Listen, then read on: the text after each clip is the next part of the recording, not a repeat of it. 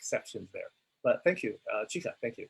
Appreciate that. So in this particular lecture today, I'll be coming to the point here. I'll have 4 major points I'll be covering with you.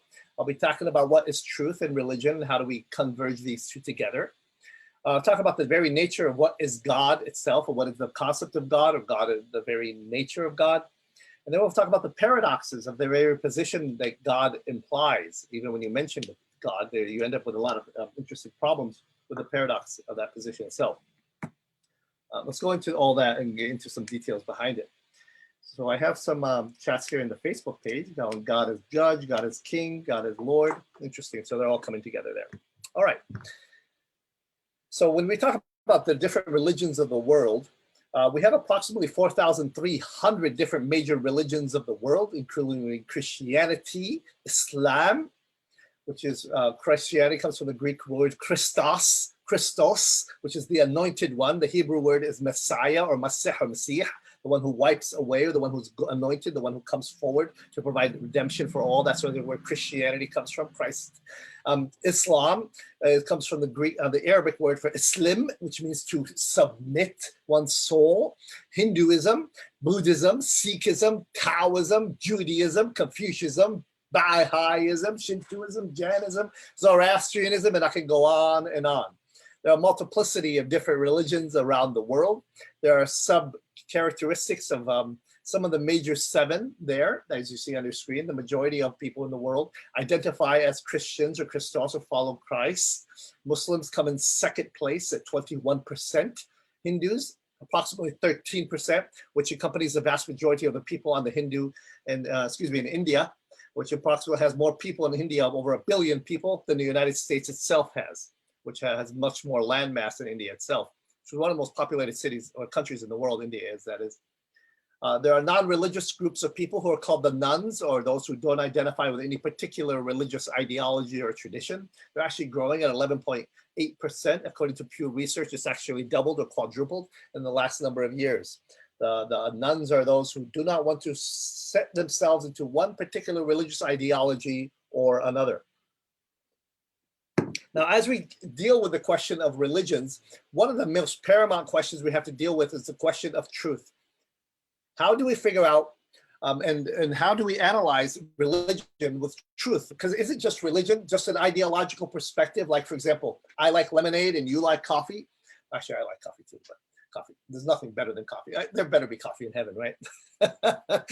Given we get together, assuming I'm going to heaven, right? But that's a whole different discussion. Is religion just another ideological point of view? Is it just an opinion, or is there something deeper about religion?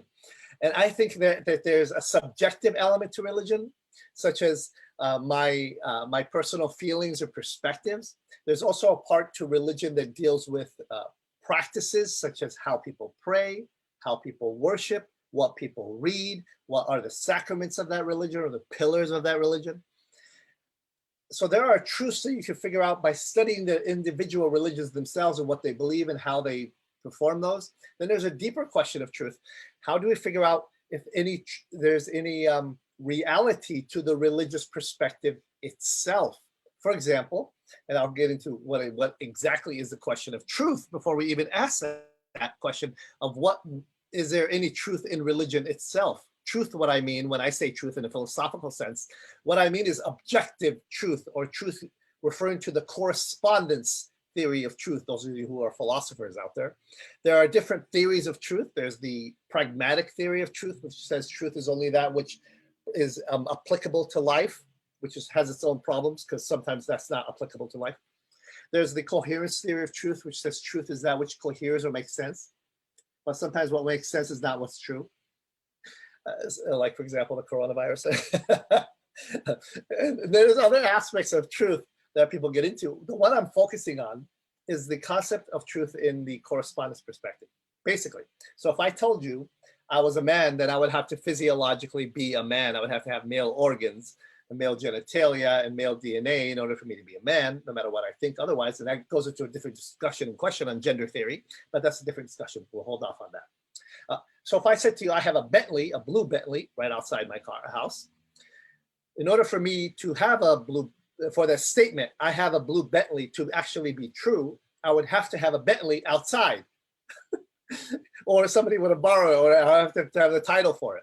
So when I say to you something is true, what I mean in this particular perspective is that it actually has concrete reality to it.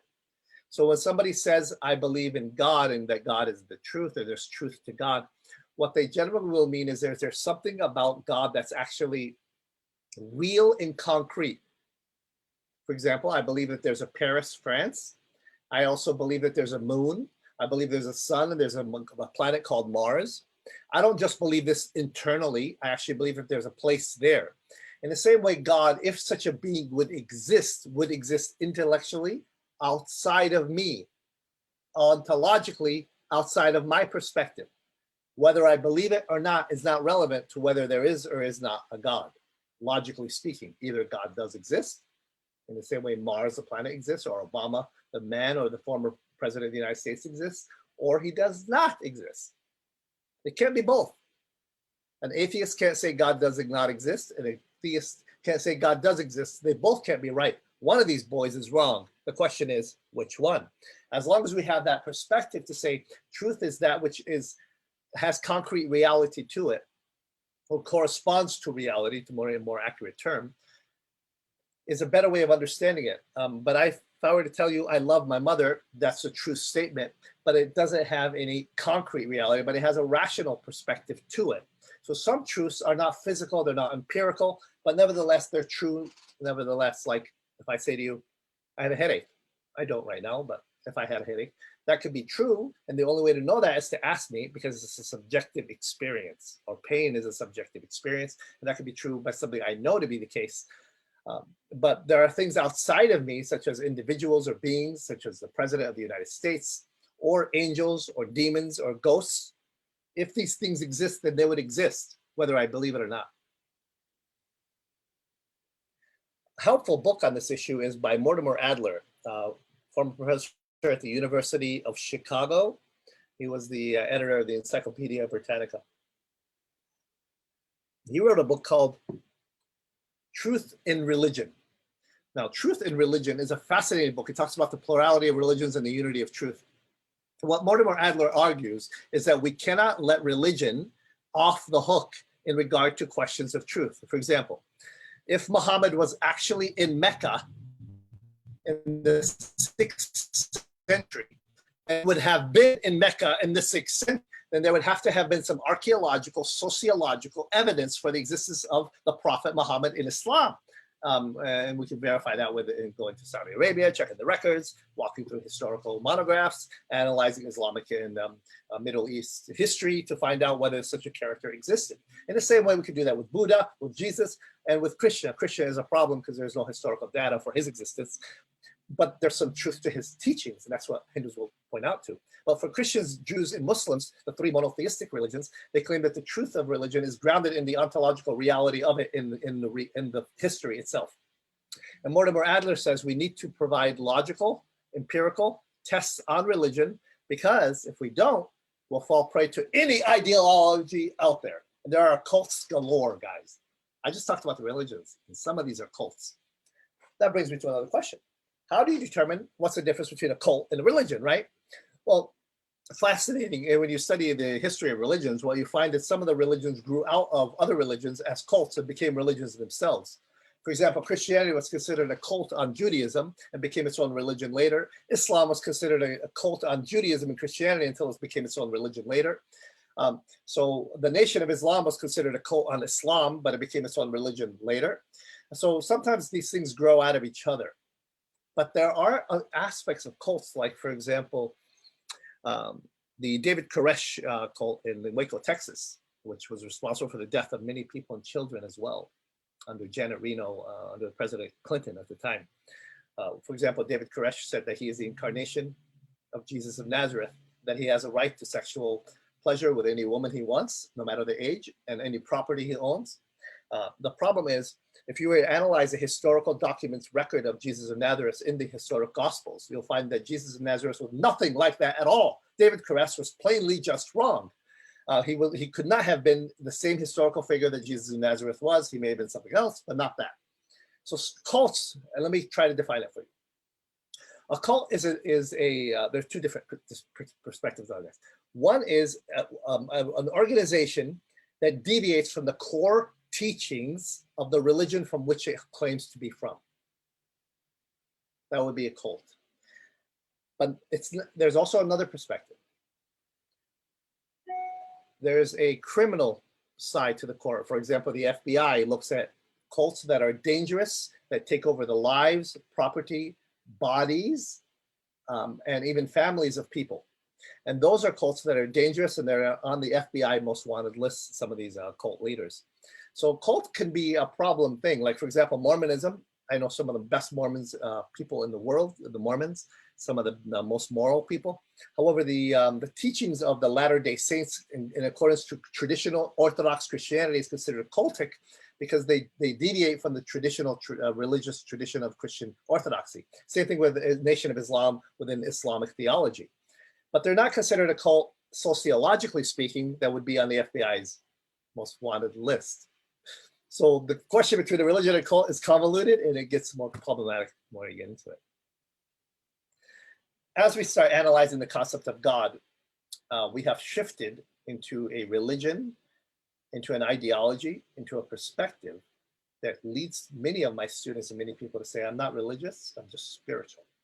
But when you do that, you have to be careful that you're moving into a realm of complete subjectivity, where you become your own God, where you start walking down the road of spiritual knowledge on your own without a compass. And that is very dangerous if there is a spiritual realm and if there is a dark side. Besides, you become your own moral accountability, which basically means you have no moral accountability or spiritual accountability. Religion provides that. And by the way, when people become spiritual and they become enough spiritual, they start gathering other people around them, they slowly form their own religion anyway, in one perspective. Let me bring some light to this. Arthur Gudumer put it this way in a poem called The Galley of Toreador in 1936. He said the following: first dentistry was painless, then bicycles were chainless, then carriages were horseless, and many laws enforceless. Next cookery was fireless, telegraphy was wireless, cigars were nicotineless, and coffee caffeineless. Soon oranges were seedless, the pudding bean was weedless, the college boy hatless, the proper diet fatless, the mortar roads dustless, the latest steel rustless, our tennis courts sodless, and our new religion godless. What I'm getting at there is, if you claim to follow some religion and you don't have a core of accountability spiritually, morally, financially, sexually, ontologically, you end up with a godless type of religion where you become your own God. And I don't think that's a religion at all in that perspective. There is a form of New Age pantheistic religions that do claim that God is in all of us, but that's a whole different discussion. One of the questions we get into religion is why bother believing in religion? Why bother believing in God? Well, before I address that, let's address the question of what is materialism. Now, materialism is a view that only the material is physical, and the physical things are the only thing that's real. So the physical world is real. Everything else is poetry. Okay, let me give you 5 quick points to doubt that hypothesis. The first one is that this is illogical.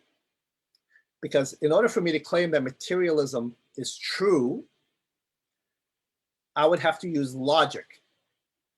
And logic leads us to number 2, when truth itself is not material, and using the laws of logic to sustain my position, I'm using things that are not material, which is the laws of logic, the very structure of reality, using the foundation of the templates in the very structure of nature itself, which is truth and logic. Both of these, ladies and gentlemen, are not physical. But we cannot have society, we cannot have laws, we cannot have even a physical world without a template that holds everything in place. The laws of nature, the laws of logic, the laws of truth itself come into play. I cannot, let me repeat this, I cannot violate certain laws of logic no matter how much I try. One of those is the law of non-contradiction. I cannot be and not be at the same time. I cannot be teaching this class and not teaching this class, or be here and not here at the exact same time in the same sense. That's illogical, even in my dreams. Unless I start playing with the definitions, then I can play with that. And that's problematic. Also, humans are more than their bodies. If you look at yourself, for example, your dreams, your nightmares, your hopes, your purpose, the things that bring you meaning and significance. These things are not physical. And just because I can read everything about your MRI scan and everything from the CT scan and everything on your resume, it will never tell me who you are as an individual. There's a beautiful subjective element to what it means to be human. And the most beautiful humans alive around are some of the most broken people who are able to overcome their disasters, overcome their miseries, overcome their pains, and become better people and become lights in the darkness. Broken diamonds that shine brighter than they've ever been. Humans are more than their bodies.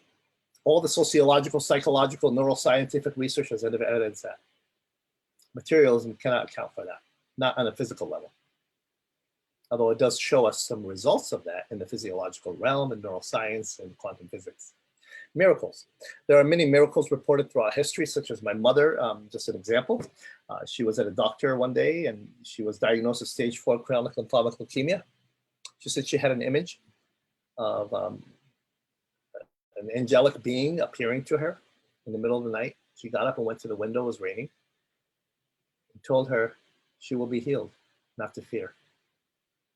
The next day, my brother and I came and we were all there and the doctor said, she got out of bed, she's walking, so you're not supposed to be walking. We did some tests, extensive tests. The chronic leukemia left from stage 4 to stage 1 to almost nothing in her body. She's been healing and being well now for over 10 years. Is that a miracle? I think it is. Not that I can't explain it with science, but the fact is she had an experience of the divine. And that experience had an ontological reality to her physical body. So when Moses in the ancient scriptures walks up to the Red Sea and parts it, that would be a violation of the particular laws of nature at that particular time by the request of God, by the request of Moses of God. And that happened. And there's historical data in the Jewish record that happened. And for us to dismiss miracles that they don't happen because miracles don't happen is a circular argument. You would have to present data showing that miracles can't exist, which is impossible.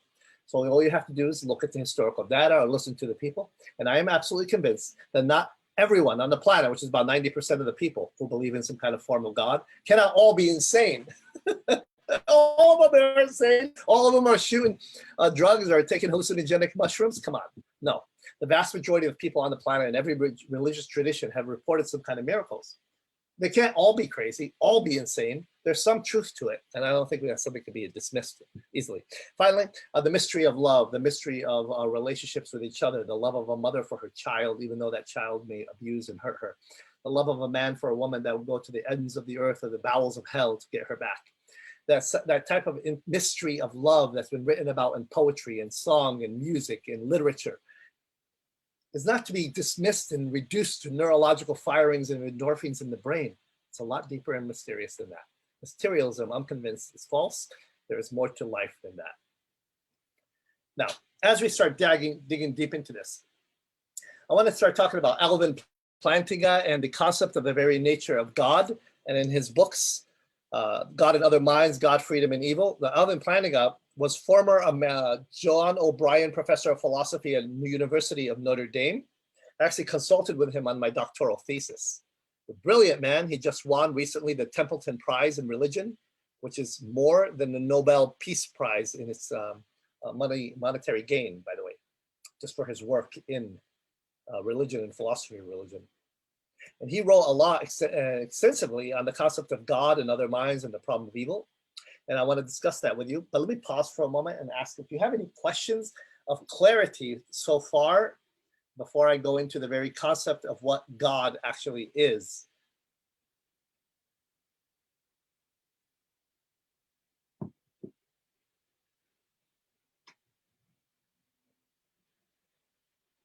Any questions right now? Otherwise, I'm going to continue going. So stop it.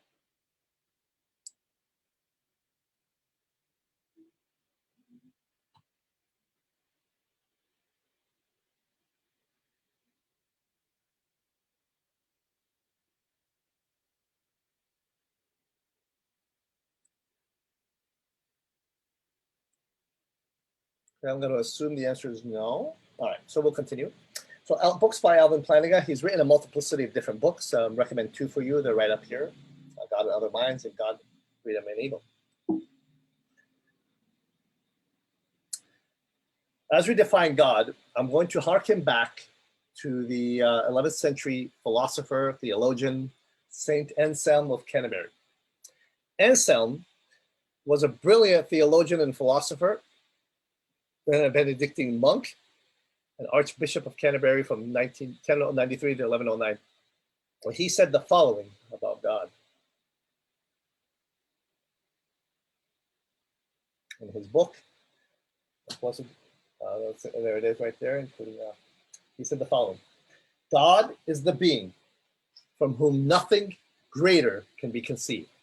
So there you go. When you want to define what is God, I love how he put that together, and the vast majority of religious traditions around the world, with some variation of exceptions, and I'm talking about the majority religions that we're discussing, which is the main monotheistic religions, that God is the perfect being. If you could imagine something greater than God, then you just imagine God. God is the being from whom nothing greater can be conceived. Basically, God is the being who's absolute perfection. If such a being exists, he would be perfect. And this is how Plantinga put it together. A being is maximally great in any possible world only if that maximally great being is in every possible world. And this is basically what's based on the ontological argument, which I'm going to show you a little bit about it. Is it possible that a maximally great being exists? If it is possible that a maximally great being exists, then a maximally great being exists in some possible world. If a maximally great being exists in some possible world, then it exists in every possible world. If you love sci-fi, you would understand it and go through this as different possible worlds of different views. But if you think of different possible worlds in the universe, is it possible that a being such as God can exist in one of those? And if he does exist in one of those, then he must exist in all of those, and I'll expand on that. If a maximally great being exists in some possible world, then he exists in every possible world, because he wouldn't be maximally great unless he existed in every possible world. If it's possible that a maximally great being exists in every possible world, then it exists in our actual world. Therefore, a maximally great being exists in this actual world. Therefore, God exists. This is Alvin Plantinga's ontological argument for the existence of God. It's one of the most complex arguments out there, and I want to give it some leeway here so you can see how this actually plays out. Let me give you a clip from a video on this. See, this is from the ontological argument. Let me play that for you.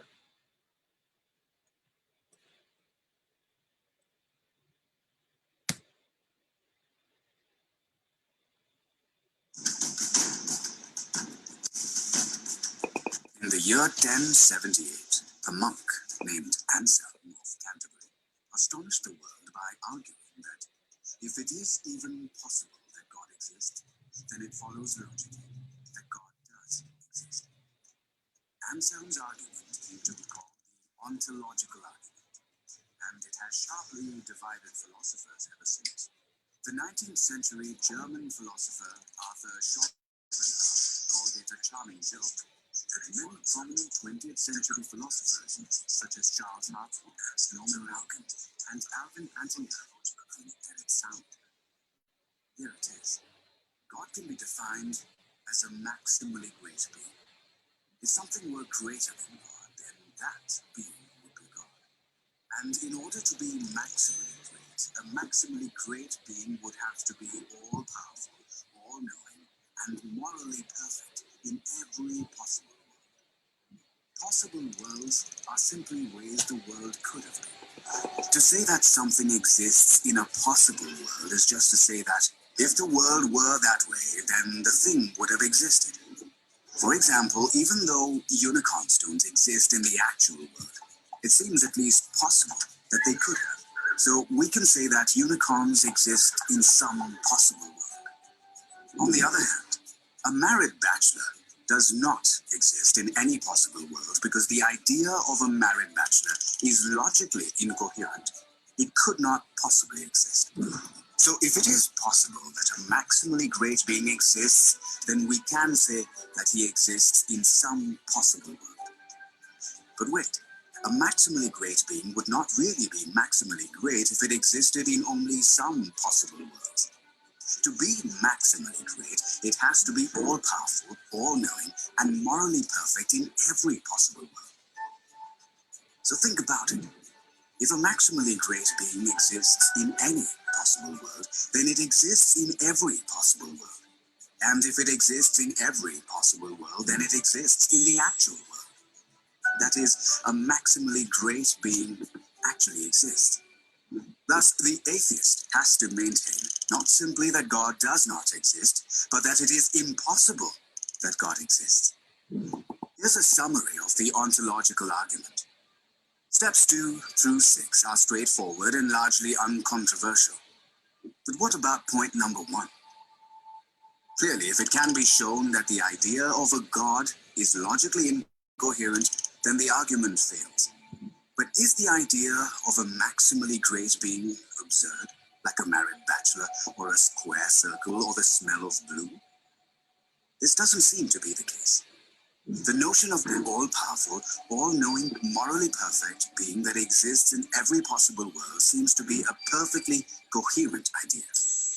But couldn't we parody this argument and make it work for anything? Why not say, it's logically possible that a maximally great pizza exists. Therefore, a maximally great pizza does exist? However, the idea of a maximally great pizza is not like the idea of a maximally great being. In the first place, there aren't intrinsic maximal values that make pizzas great. There could always be one more pepperoni to increase its greatness. It's not even obvious what properties make a pizza great. Thin crust or thick crust, extra cheese, anchovies. It's relative to the taste of the consumer. In the second place, a maximally great pizza would have to exist in every logical possible world. But that would mean that it couldn't be eaten. So it wouldn't really be a pizza, because a pizza is something you can eat. The idea of a maximally great pizza turns out not to be a coherent idea. The idea of God, on the other hand, is an intuitively coherent idea. Therefore, his existence is a possibility. And the ontological argument shows that if God possibly exists, then God actually exists. The pizza is great. The pizza getting hungry for pizza. All right. Next slide. Okay. Let's talk about this video. So we talked about the concept of God as the greatest possible conceivable being. If such a being might exist, then this being should exist. If this being exists in our mind and it's the greatest possible being, then it follows logically that this being must exist in reality. This is the ontological argument. Schopenhauer called it a cosmic joke. It's hard for us to grasp it, but it talks about the very concept of ontology on a deep level. If you have any questions about it, of course, we'll get into it into the Q&A. So God is the greatest possible being there could possibly be if such a being exists, okay? And it follows logically if such a being is even possible, then this being must actually be actual. And that is the argument for the very being or the nature of God. Now, let's talk about now the attributes of God. What is it that makes God God? So God is a perfect being, that means a being without limitations, a maximally great being, perfect and static, having the greatest consistent set of properties a possible being could possibly have. Basically, God is in the teenager lingo completely and utterly awesome, powerful, mighty, intelligent, great, beyond all human comprehension. Then why are we even talking about it? Because there are some things about God we can understand, although it wouldn't be possible to understand everything about God because it wouldn't be God if we could. Let's talk about the things we can. These are called the communicable attributes of God. Commutable, which means they're communicated to us through the ancient scriptures, through the traditions in philosophy and in ontology and in theology. Let's talk about some of these. The first one is necessity. God exists necessarily rather than contingently. What that basically means is if such a being exists, he would be perfect. God does not need us. We need God. God is the ultimate of the ultimates, the absolute of the absolutes. We are contingent beings. What that means is I need my parents, I need my body, I need oxygen, I need gravity, I need electromagnetism to exist. God does not need any of it. Matter of fact, it all needs him. I need something to sustain myself, to name me, to feed me, to make me alive. And my existence is contingent upon everything else around it. Everything works in a big, massive, coherent, cohesive system. A God, if such a being exists, would be necessary, meaning absolutely nothing else can exist unless this being exists. One of the good arguments that's used in this regard is called the cosmological argument, which talks about the argument from the first cause, which I'll talk about in a bit. The second attribute of God is called omnipotence. Omni meaning all, potence meaning power or strength. Maximum power, that is in God's role as a creator of the entire cosmic universe, everything there is. The omnipotence, those of you who are my students who have been reading C.S. Lewis's The Problem of Pain, harken back to the philosophers to define omnipotence correctly. Basically, omnipotence is the power to do what is logically possible to do. Anything that requires power to do that can be done, God can do it. So if God needs to move the Willis Tower, it's called now in Chicago, and move that to Spain, or move it to New York and move the biggest building in New York. What is it called? It's called the Empire something or another. Anybody remember the name of it? Empire, the big building in New York. This escaped me. The Empire.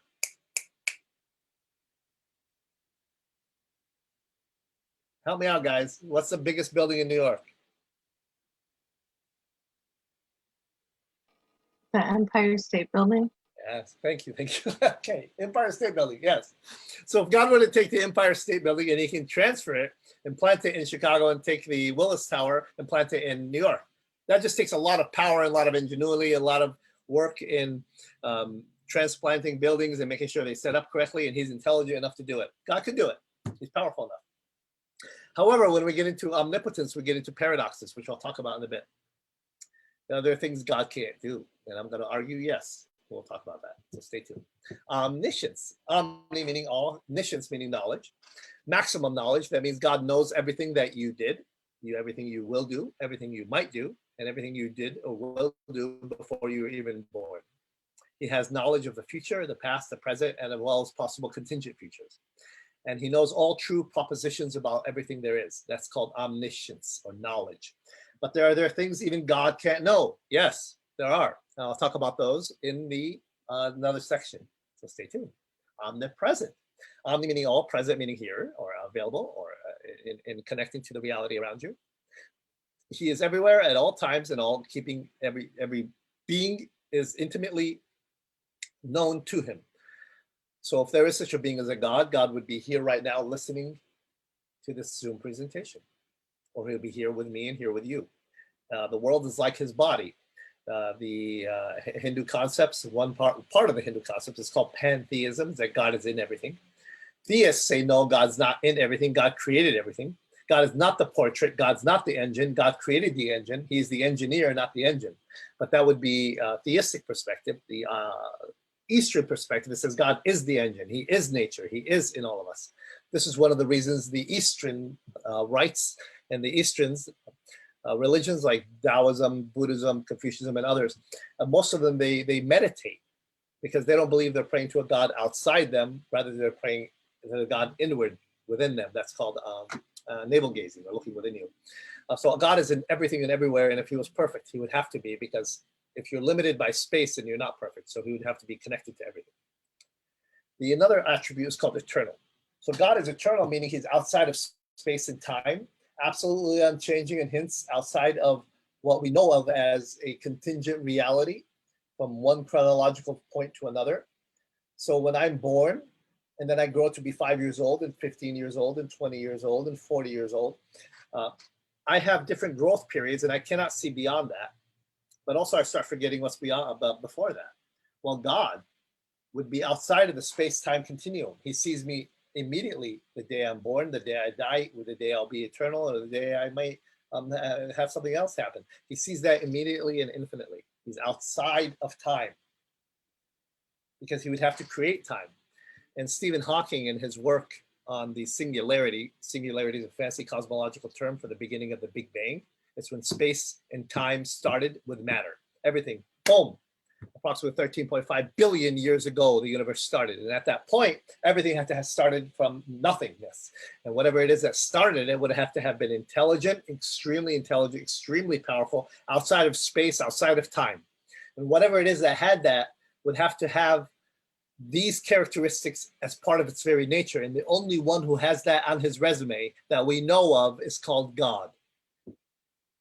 Impossibility. Impossibility is God cannot be moved or desire, since motivation implies change. So what that basically means is not that God doesn't have desires or loves or gets angry. No, is that the desires of God don't dictate what he will do. For me, my desires sometimes will dictate it, like my desire for food, my desire for love, my desire for revenge, or my desire for justice. These desires can become so overwhelming sometimes that I give in to them against my better judgment. That's impossible with God.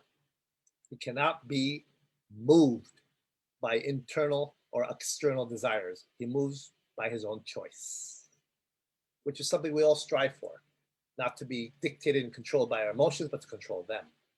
And that's the difference, by the way, between adults and animals, and between infants and mature people. The first are controlled by their emotions. The second control their emotions. God ultimately has emotions, but he is one who controls them. They don't control him. First cause.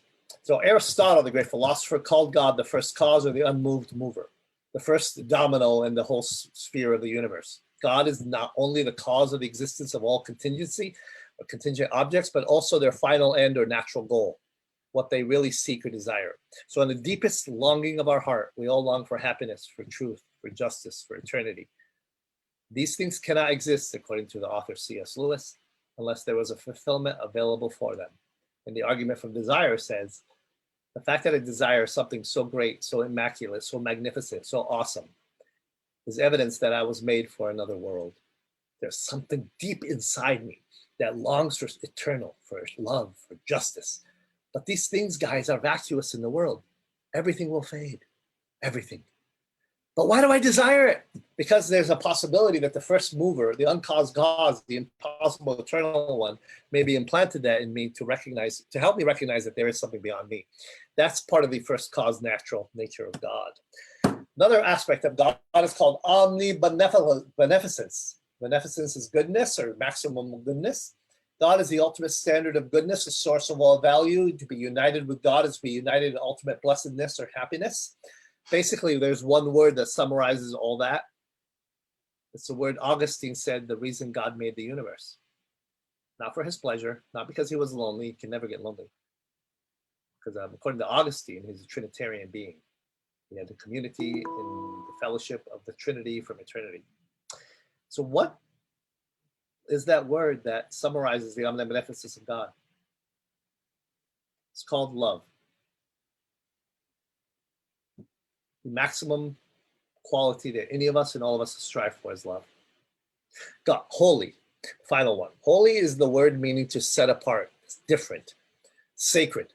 God is completely other and different than anything or anyone in the universe. If such a being exists, this being would be uncomparable to anything there is. There's nothing that can compare to a being like God. If such a being would exist, this being would be separate and holy, apart from all of it. The Holy One is what the ancient scriptures refer to him as.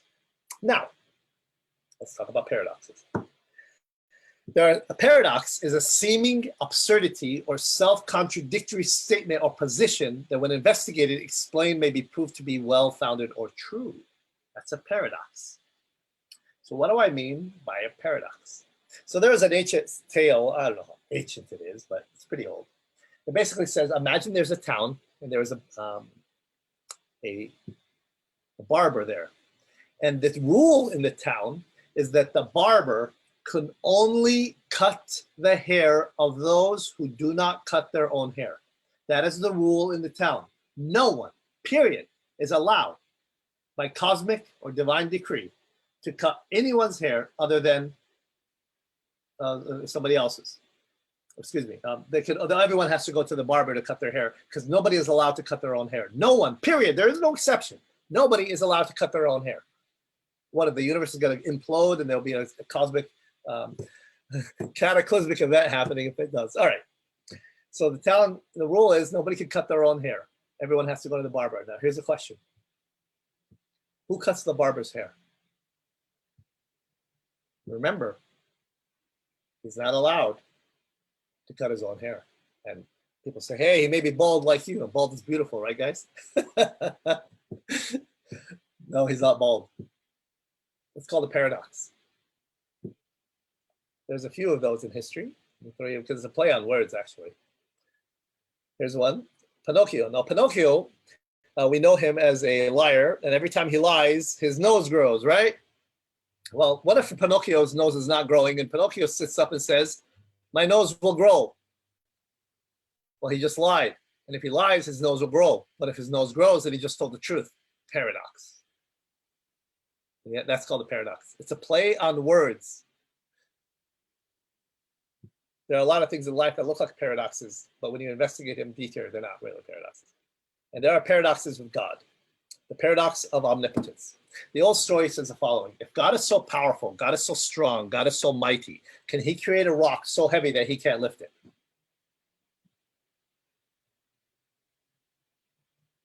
If God is all powerful, can he create a rock so heavy he can't lift it?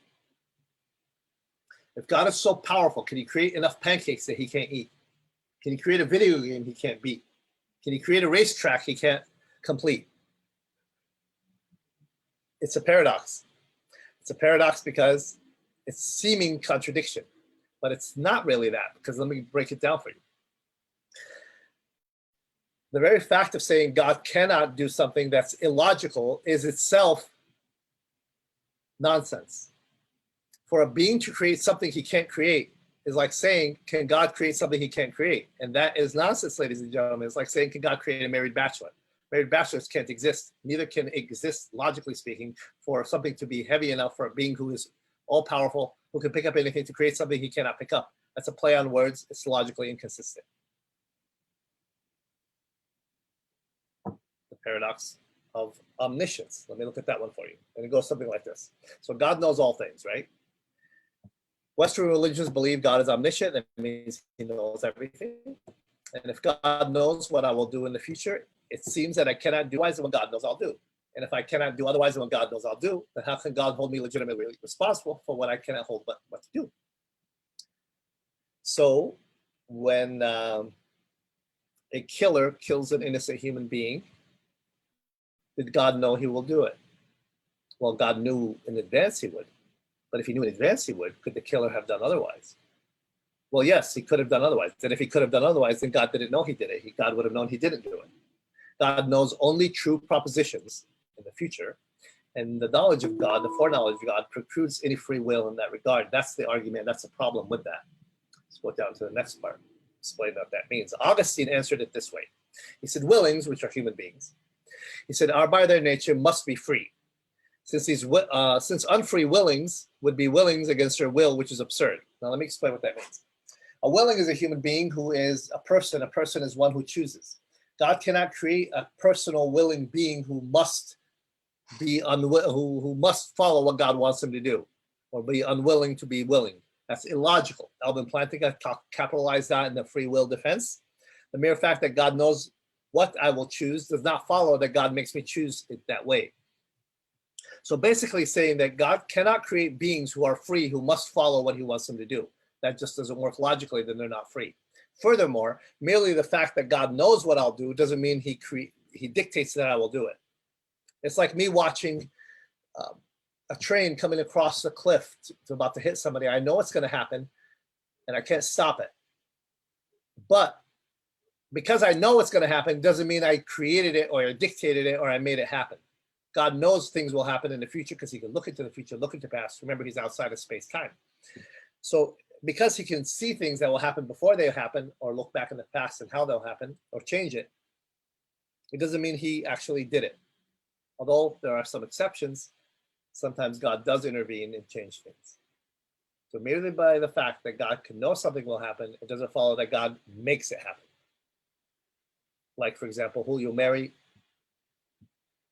what car you'll buy, or whether you'll do your homework. There's a paradox of evil.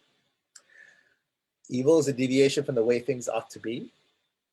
Evil, let me repeat that, is a deviation from the way things ought to be. It's benevolence, it's ignorance, it's cruelty, it's malevolence. There's different ways of analyzing it. I'll give another lecture on that. Here's a paradox of how it goes. If God exists, and God is all-powerful, all-knowing, and wholly good, an all-powerful, all-good being would have power to eliminate evil. An all-power-knowing being would have the knowledge to eliminate evil. A wholly good being would have the desire to eliminate evil. An all-powerful, knowing being and wholly good would eliminate evil. But evil exists. Therefore, God does not exist. This is called in classic theology the problem of evil, or the logical problem of evil. It was capitalized by Mackey and answered in detail by Alvin Plantinga later on. One of the problems with this particular argument is that it makes a capital arrogant assumption. It assumes that God, in his omniscience, that's knowledge, doesn't have any good reason for allowing any evil. So if I were to take my son, for example, if you had a son, to the doctor and you had sit down and he had to take some injections, some shots, he would be weeping and crying at maybe 2 or 3 years old, not understanding why the man who loves him, his father, is holding him closely as some strange person in a large white coat takes this long device called a needle and shoves it in his body and causes him such extreme pain. What he doesn't understand is if he doesn't take this, his immune system could be compromised. So this can help him, this particular shot. He doesn't understand it, but his father does. Is it possible that there are things in the universe that we don't understand? That is it possible that suffering, pain, brokenness is necessary for the growth of the people, of growth of individuals, growth of nations? By the way, psychologists will tell you it is impossible for you to grow without suffering. Is evil and suffering the same thing? No. I think something could be evil, such as torturing somebody, that's evil, and not be suffering. Something could be suffering and not evil, such as maybe working out in sport. That's suffering, but it's not evil. Something could be evil and not necessarily suffering, such as torturing somebody. You're not being suffered, but the other is. So evil and suffering are not always the same thing, and that leads us to a different discussion of why one of the ways theologians or philosophers have answered the problem of evil. That will lead to another argument, another discussion, another presentation. If you're interested in me doing something like that for you, just leave some comments in the Facebook feed or here. We'll discuss that maybe at another time. We'll discuss the problem of evil, logically speaking, existentially speaking, evidentially speaking. But basically, the paradox of evil assumes that God does not have a knowledgeable understanding of the world. That's why he allows it, and that's arrogant. If God is who we say he is, the perfect being who knows all things, then he must, by logical default, have some good reason for that. Finally, there's a diversity of faith. So when I say diversity of faith, it means there's a multiplicity of different faiths out there. How do we address them? One of the myths I want to shatter right now is that all religions are basically the same and they're only superficially different. I want to tell you it's the other way around. Religions are fundamentally different and superficially the same. They're fundamentally different and superficially the same. And I cite a book for you from a great writer. His name is Stephen Petrow. He wrote a book called God is Not One.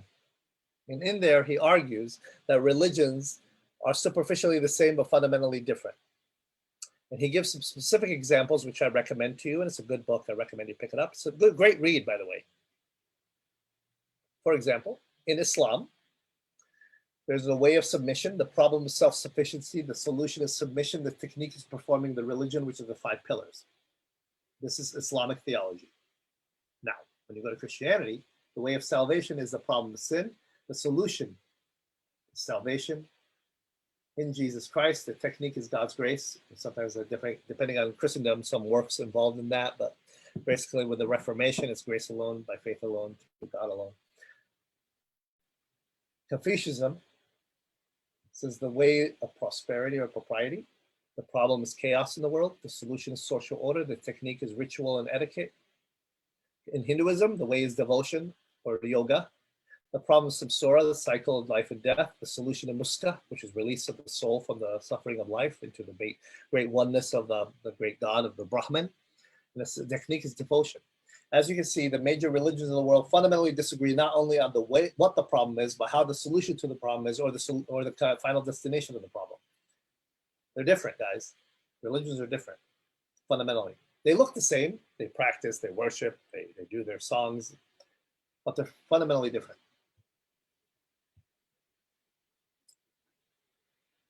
Go back.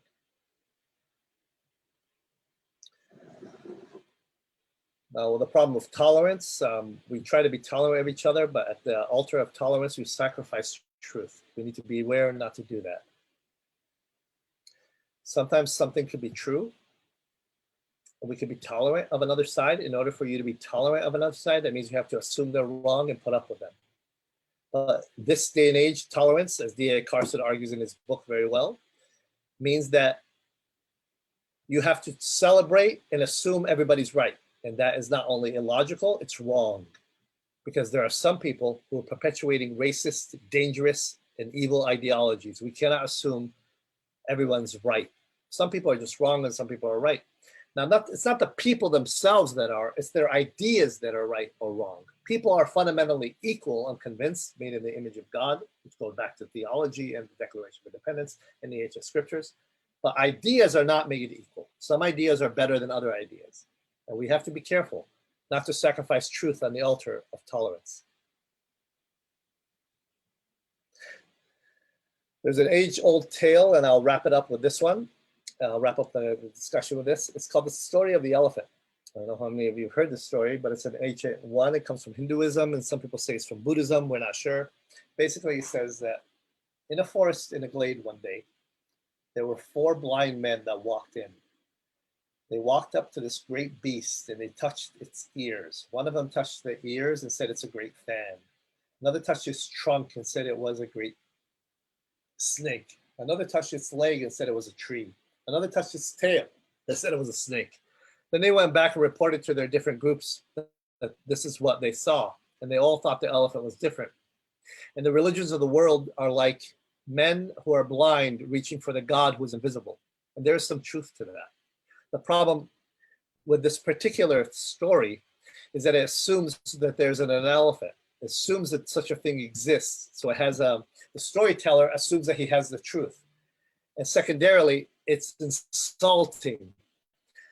It's insulting because Buddha, the very name Buddha, means the enlightened one. Are you telling me Buddha was not enlightened enough to know what true reality is? Are you telling me that Jesus, who claimed himself to be the Son of God, was blind about who his father was? Are you telling me that Muhammad, when he experienced the angel Gabriel telling him he experienced God, that he was blind? Guys, this story sounds good. It's tolerant, but it sacrifices truth. And we need to be aware of doing that. So we need to learn to coexist, but let's not pretend that religions don't contradict.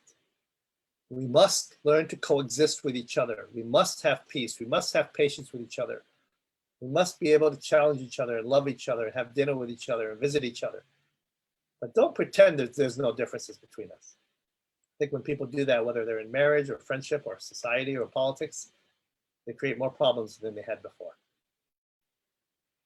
And in conclusion, Robert Castro said the following: for the scientist who has lived by faith in the power of reason, the story ends like a bad dream. He has scaled the mountain of ignorance. He is about to conquer the highest peak. As he pulls himself over the final rock, he's greeted by a band of theologians who've been sitting there for centuries. Thank you.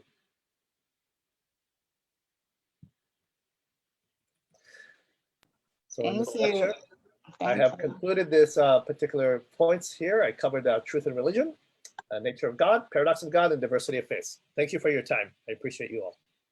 If you have any questions, I'll open up some time now with some discussion or any comments or questions or thoughts that you may have.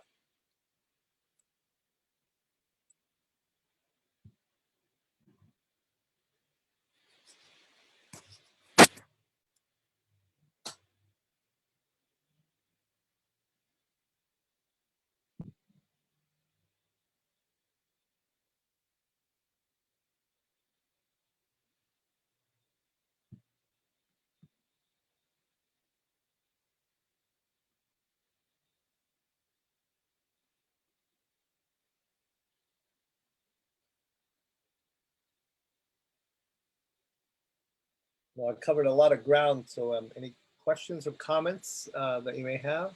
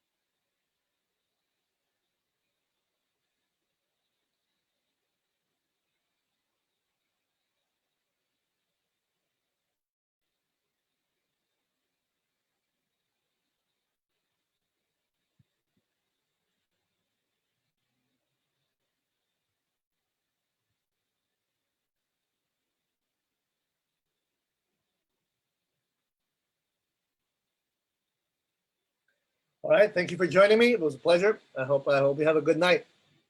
Bye-bye. Yeah, good night, Professor.